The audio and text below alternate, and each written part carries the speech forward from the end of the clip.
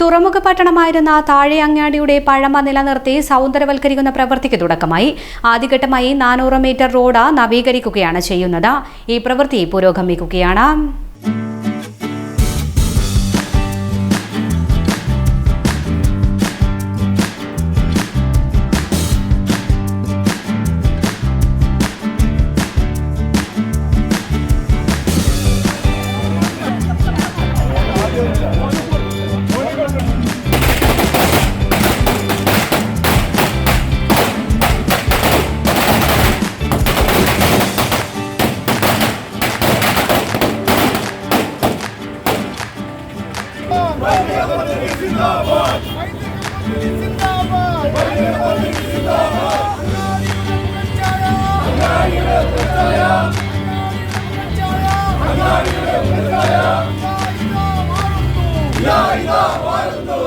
Road നവീകരണത്തിനായി 1.17 കോടി രൂപയാണ് അനുവദിച്ചത്.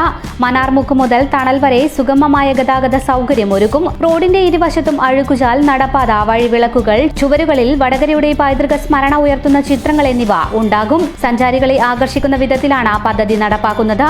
ഇവിടെ റോഡ് നവീകരിക്കാൻ വേറെ ഫണ്ട് അനുവദിക്കും.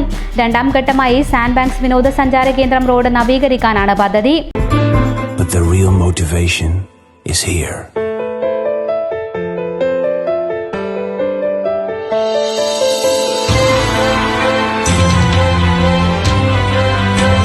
White Raylights and Interior. www.whiterailights.com. Vadakara, Karimbanapallam.